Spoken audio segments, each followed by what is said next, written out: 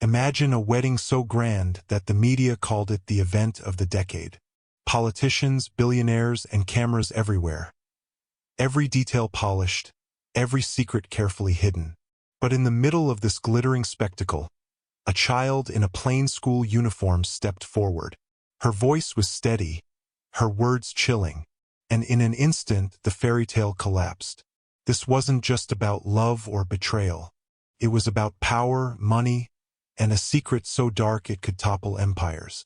The bride, a woman worshipped by the elite, had spent years building a spotless image. Yet one girl, the daughter of a woman society tried to ignore, was about to strip it all away. How could a child bring down a billionaire in front of hundreds of witnesses? And why did the entire nation end up watching? The story begins far from the glittering chandeliers of a grand cathedral. It begins in the quiet, unglamorous corners of a skyscraper, where life starts before dawn.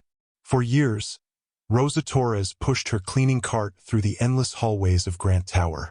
While the world slept, she scrubbed glass walls, polished marble floors, and emptied the trash bins left behind by executives who never once learned her name. Rosa wasn't bitter, but she was tired. Tired of carrying the weight of invisible labor on her shoulders. Tired of raising her daughter alone in a neighborhood where every dollar stretched like elastic. Still, she worked without complaint because she believed in something simple: her daughter's future. Every floor she cleaned, every night she stayed late was for Lily. Lily was only 12, but she carried herself with a quiet determination that made her mother proud. She wore the same worn shoes to school every day, her notebooks filled with neat handwriting and the beginnings of dreams larger than their small apartment. She didn't resent their struggles. She understood them. She had grown up watching her mother bend but never break. But there was something Rosa never spoke about openly: the way people looked at her. Executives who averted their eyes in elevators, women who clutched their purses tighter when she walked by, security guards who checked her badge twice while letting others stroll freely. Rosa was more than just a cleaner. She was a Latina woman working in spaces built for the powerful, and in those polished halls, she was always reminded of her place. Invisible when convenient, too visible when suspicion was needed. For Lily, these lessons of inequality seeped in slowly, like water through cracks. She noticed how her mother's uniform made people dismiss her, how some whispered about those people when they thought no one was listening. Racism wasn't a loud shout in their faces. It was a quiet wall that seemed to close in around them every day. Yet Rosa carried herself with dignity. And Lily absorbed it all, learning that silence sometimes spoke louder than words. She believed her mother was strong, unstoppable, even heroic. But beneath Rosa's resilience, there was exhaustion.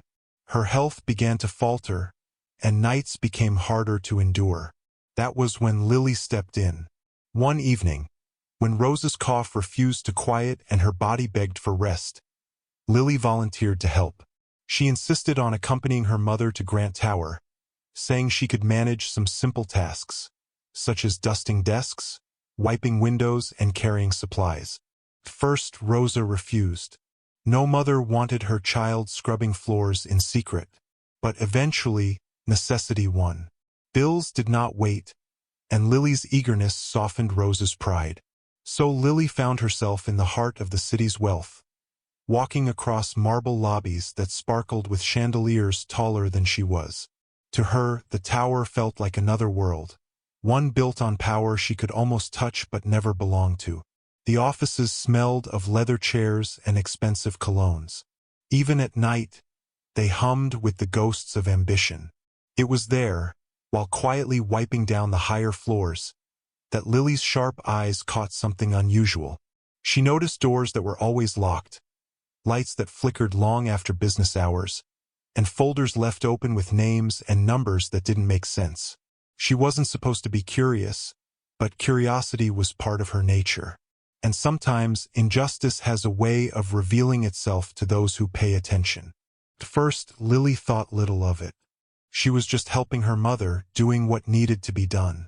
But slowly, patterns formed in her mind.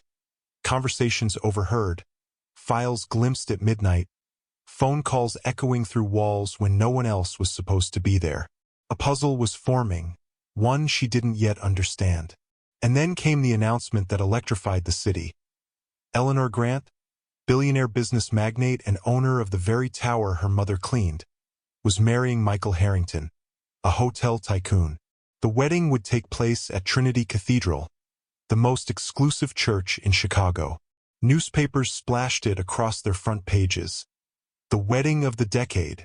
Celebrities, politicians, and CEOs were invited. Rosa barely reacted. She had seen Eleanor Grant sweep through the building before, trailed by assistants who carried her handbags and schedules. To Rosa, she was just another boss in a long line of people who never noticed the janitors. But to Lily, the name meant more. Eleanor wasn't just any businesswoman. She was the reason her mother spent sleepless nights on aching feet. The Grant Empire represented everything they struggled against. Wealth built on the backs of invisible workers. The city buzzed with excitement as the date approached. But inside their modest apartment, life remained the same. Rosa coughed quietly at night, hiding her pain, while Lily studied late into the evening. Still, the looming wedding hung in the air like a storm cloud. For reasons Lily could not yet explain, she felt a chill whenever Eleanor's name appeared in headlines. It was as though fate had drawn an invisible line from the glittering cathedral to their worn-down kitchen table. A line that would soon pull Lily from the shadows of silence into the blinding spotlight of truth. Because sometimes, it isn't the powerful who decide how history unfolds. Sometimes, it's the quiet voices, the overlooked faces, the daughters of cleaners, who carry secrets heavy enough to shatter empires. The wedding of Eleanor Grant was set to be more than just a union between two wealthy figures. It was designed as a performance, a spectacle meant to cement her position among the untouchable elite. Magazines ran glossy spreads of the $65,000 gown. Politicians whispered about the influence this marriage would bring. Cameras waited eagerly for their chance to broadcast perfection. But beneath the polished surface, something darker was stirring. And it all began one night when Rosa Torres was too sick to work. Lily, determined not to let her mother lose wages, insisted on covering for her. With her small hands gripping cleaning supplies, she entered the upper floors of Grant Tower. These weren't ordinary offices. They were spaces reserved for Eleanor herself, guarded by silence and shadows. Lily moved quickly, wiping desks and emptying bins. Yet curiosity tugged at her.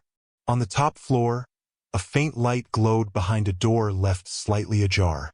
She paused, hearing the sharp edge of a voice echoing across the room. It was Eleanor Grant. At first, the words meant nothing. Discussions about funds, accounts, and projects. But as Lily listened, the meaning sharpened like a blade. Eleanor wasn't talking about philanthropy. She was talking about laundering money, millions of dollars disguised as charity work. The Bright Future Foundation, the organization praised for helping children, was nothing more than a front.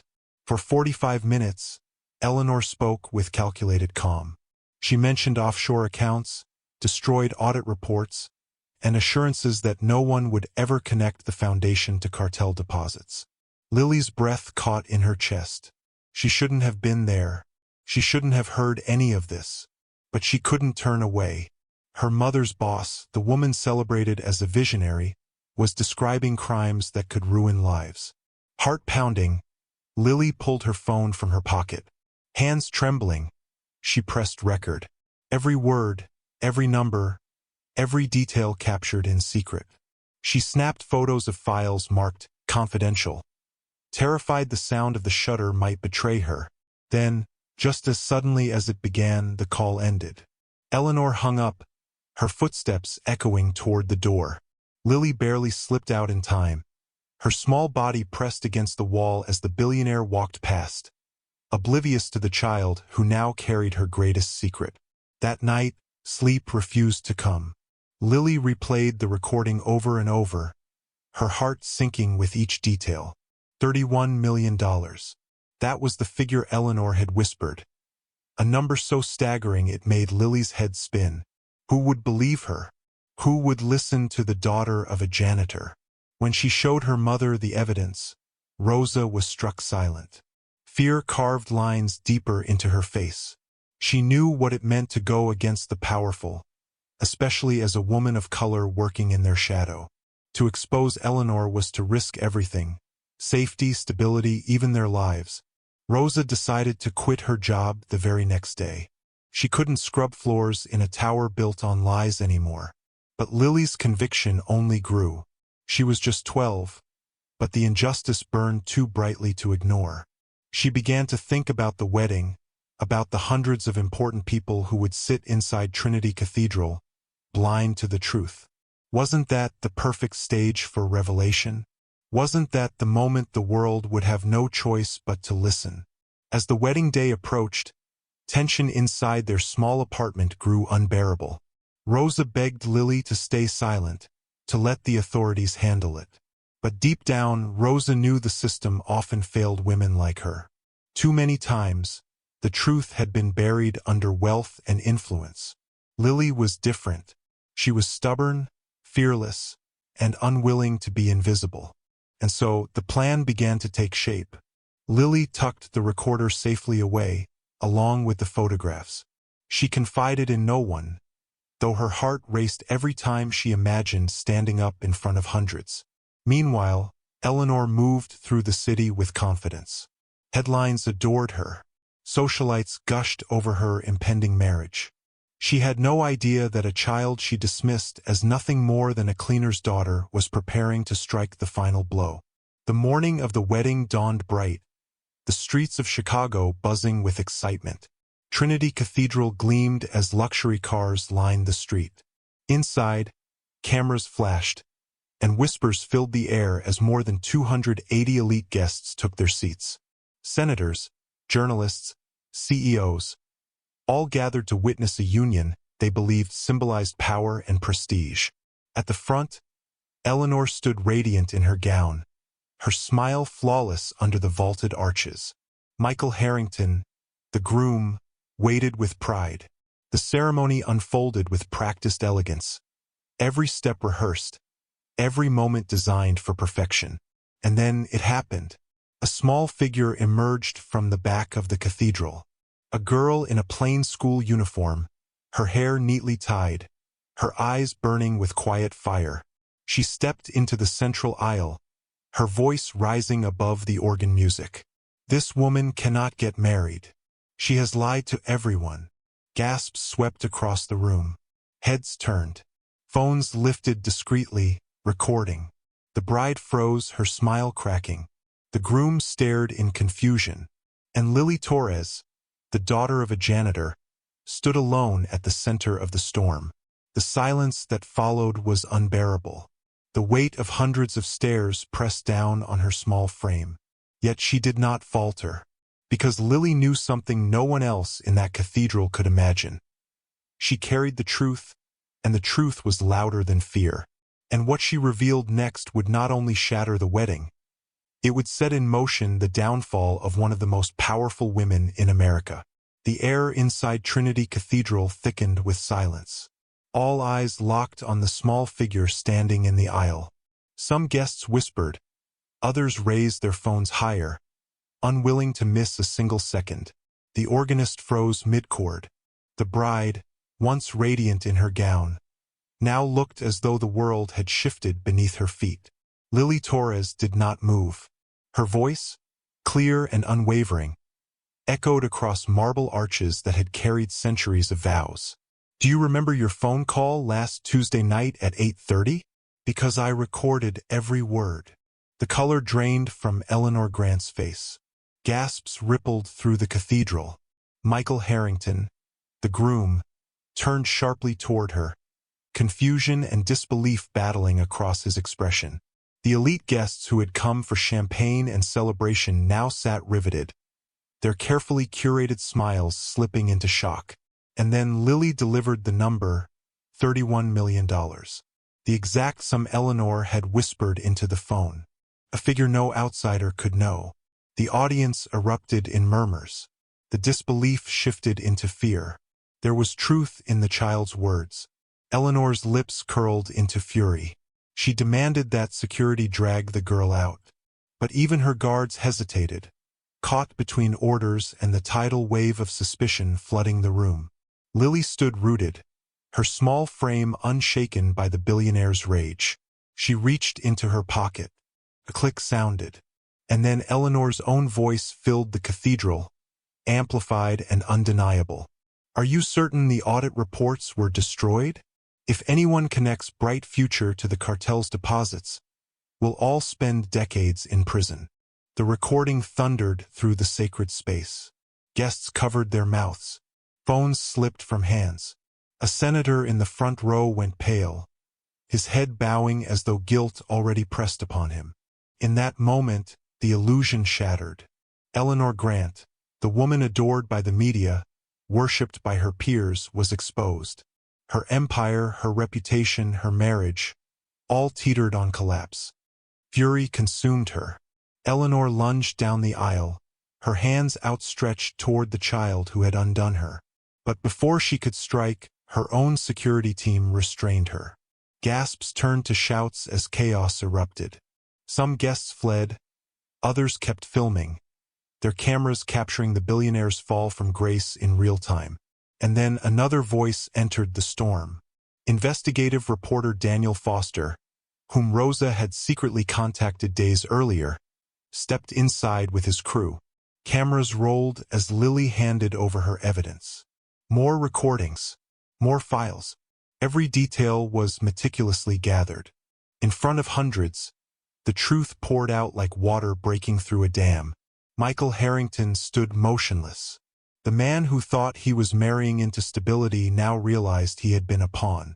His hand shook as he grabbed the microphone, his voice breaking. "This wedding is cancelled. I will not marry a criminal." The declaration struck like thunder. Applause did not follow. Only shock. Only the sound of whispered disbelief as one of the wealthiest women in America lost everything before their eyes.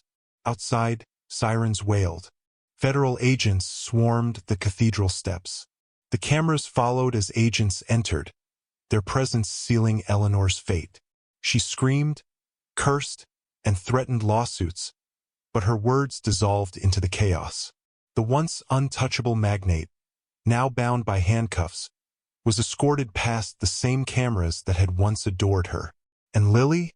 She stood still, her chest heaving, her school uniform dwarfed by the grandeur around her. For a moment, she looked impossibly small against the backdrop of wealth and power. Yet she was the only one who had not wavered. The injustice she had carried in silence now blazed for the world to see. She was no longer invisible, no longer dismissed as the daughter of a janitor. Her courage had ripped apart a system built on arrogance and corruption. But victory carried weight. As agents escorted Eleanor away and reporters shouted questions, Lily felt the magnitude of what she had done. She was just 12 years old, yet she had toppled an empire. Her life, and her mother's life, would never be the same. Because exposing the truth does not end with applause.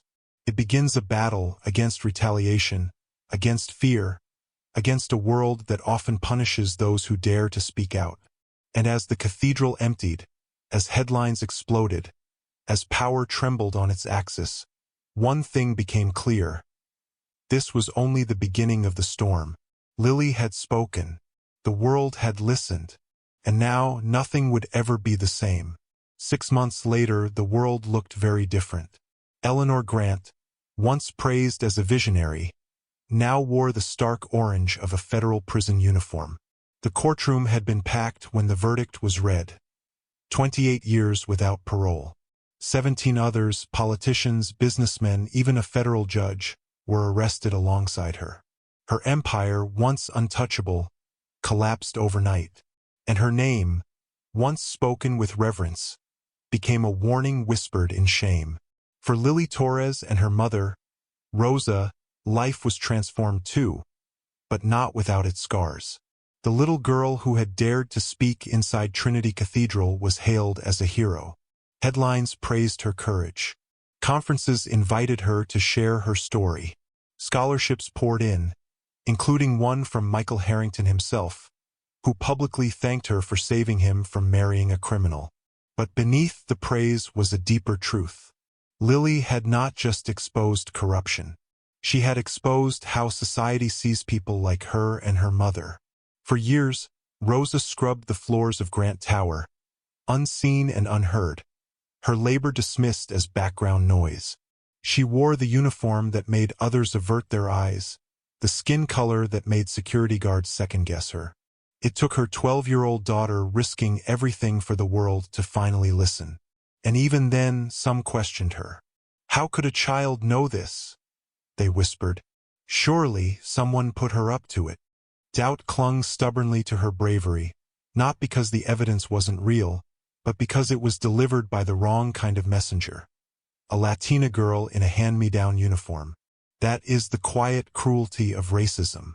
It doesn't always scream in insults. Sometimes it whispers in disbelief, in the assumption that courage and intelligence belong only to those who already hold power. Rosa understood this too well. Yet for the first time she felt the weight lifting. With the $250,000 federal reward, she bought a modest home and opened her own cleaning business. But she refused to let it become just another company. She hired 18 women from the neighborhood, women who had spent their lives invisible, bent over mops and buckets. She gave them fair wages, dignity, and the recognition she had been denied for so long.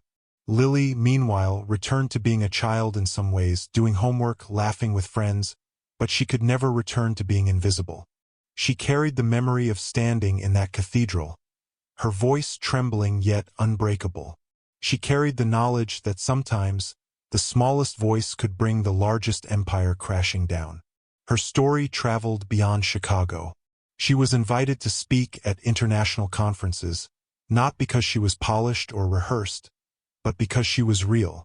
She spoke about courage, about truth, but also about what it meant to grow up watching her mother be treated as less than human. She reminded audiences that behind every polished skyscraper are workers whose stories are never told. And yet, for all the cameras and praise, Lily remained grounded. She was still the girl who washed dishes beside her mother, who studied late at night in their new home, who believed that courage is not something you wait for. It is something you choose, even when you're afraid.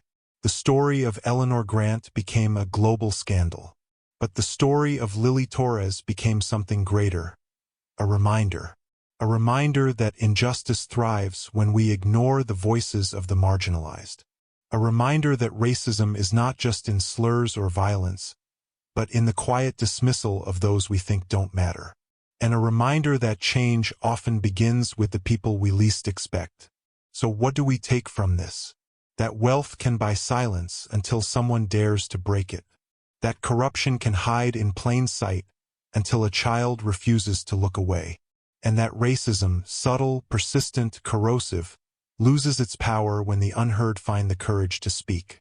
The question is, when the next Lily stands up, will we listen?